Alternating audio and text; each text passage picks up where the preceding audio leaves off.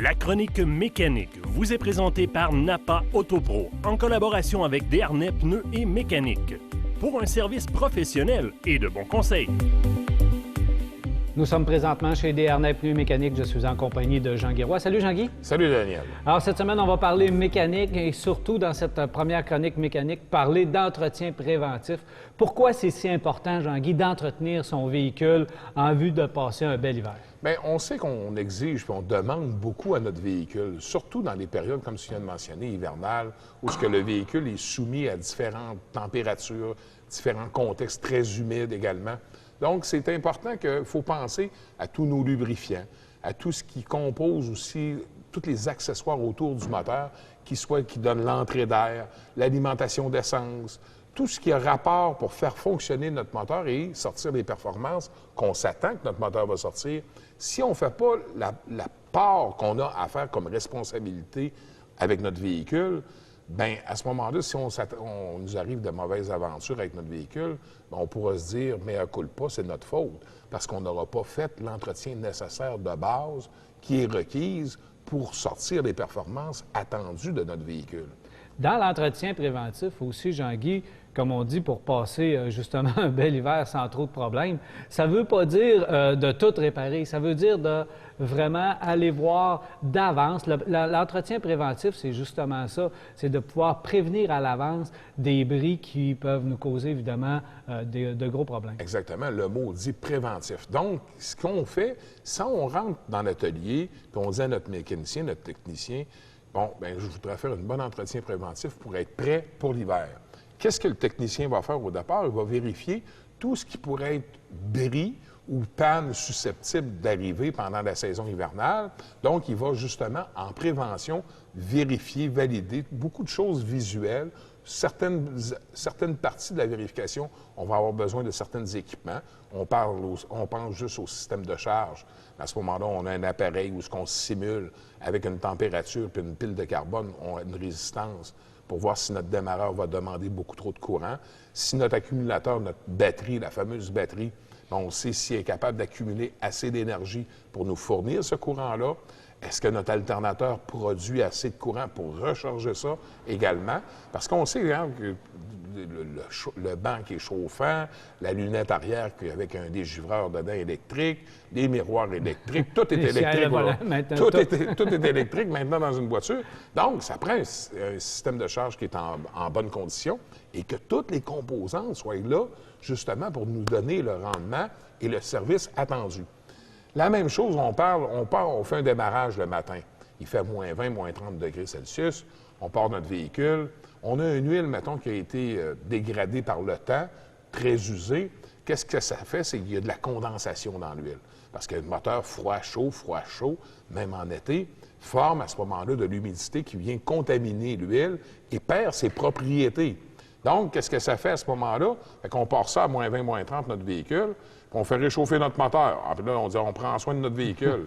Non, on ne prend pas soin de notre véhicule parce que l'huile qui baigne dedans est possédable, elle ne fait plus le travail. Donc, parce que l'huile, ça sert à deux fonctions. La viscosité n'est plus la même. Exactement. Ah, donc, l'écoulement de l'huile. Parce que si notre écoulement n'est pas bon dans notre moteur, nos pièces en haut du moteur, parce qu'il faut penser que le carter d'huile, la réserve d'huile à moteur est dans le bas.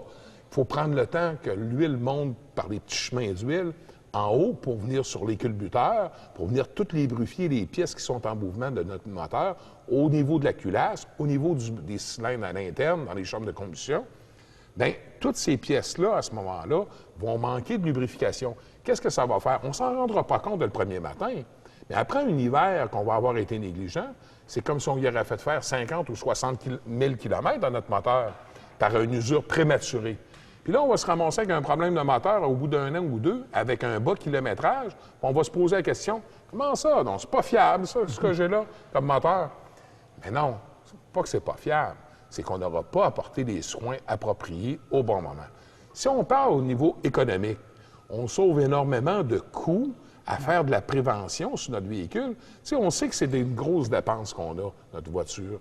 Essayons d'économiser justement sur des réparations qu'on aurait pu éviter facilement si on aurait eu des interventions adéquates et apporter les soins requis aussi. Bien, il peut arriver des gens, justement, Jean-Guy, les temps sont durs, on a besoin de tenir la neige, on a besoin de ci, les enfants ont besoin de vêtements d'hiver et tout. On est un peu serré dans le budget. On va dire, Jean-Guy, je vais avoir l'entretien minimal sur mon véhicule. Qu'est-ce que tu leur dis, justement? Bien, l'entretien minimal, ça commence, je te dirais, moi, l'entretien va commencer vraiment lorsqu'on magasine ou lorsqu'on fait l'acquisition de notre véhicule.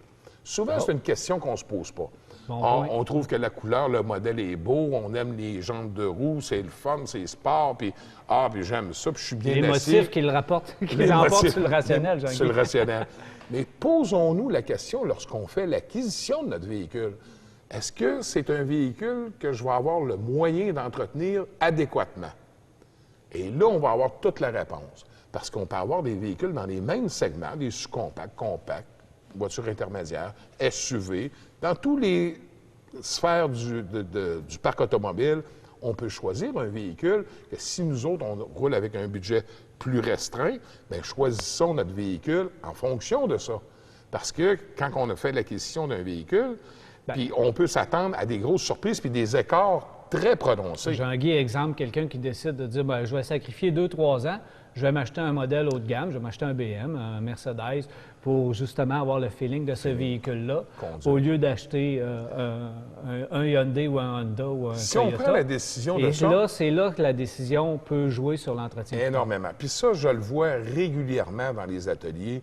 Souvent, les consommateurs font le saut. Parce qu'ils n'ont pas pensé du tout, pas 2 minutes à ça.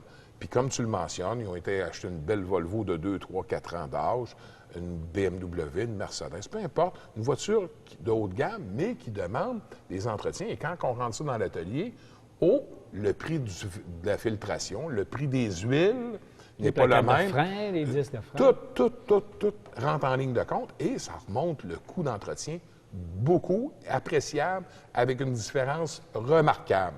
Jean-Guy, au cours des prochaines semaines, justement, on va aider les gens dans des entretiens plus spécifiques et on va parler de certains entretiens, justement, les freins. On va faire un peu le tour du véhicule, justement, pour aller voir et aider les gens dans cette direction. Oui, puis la question de démystifier ça aussi, pas avoir peur non plus. Tu sais, puis moi, j'ai toujours préconisé puis toujours mis beaucoup d'emphase sur le point, échangez beaucoup avec votre conseiller. Quand vous arrivez dans votre atelier, avec votre garagiste, échangez beaucoup avec pour dire, premièrement, qu'est-ce que vous faites avec votre véhicule, qu'est-ce que vous attendez de votre véhicule, puis c'est quoi les soins que vous voulez y apporter. Et à ce moment-là, le menu qui va vous proposer votre garagiste va être en fonction aussi de vos attentes que vous avez. Parce que la prévention, c'est très vague. Hein? On peut s'étendre d'un point à l'autre, puis d'avoir une différence très marquée entre un entretien de base ou un entretien beaucoup plus complet ou un entretien vraiment très poussé, qu'on a poussé très loin, ou ce qu'on a fait quand même le tour au complet pour être sûr que notre véhicule ne manquera absolument de rien. Tu sais, quelqu'un qui veut garder un véhicule pendant une dizaine d'années, puis qui a un véhicule qui est convenable à lui, bien à ce moment-là, il va être beaucoup plus sensibilisé à faire l'entretien requise, justement pour traverser ces années-là en vieillissement sur son véhicule, puis avoir le moins de surprises possible. C'est ça qu'on recherche, sauver des coûts de réparation. Parce qu'entretien et réparation, c'est 2 choses différentes. L'entretien va vous faire sauver, pour la deuxième chose, des réparations. C'est ce qu'on va voir au cours des prochaines semaines. Au plaisir. Merci, Jean-Guy.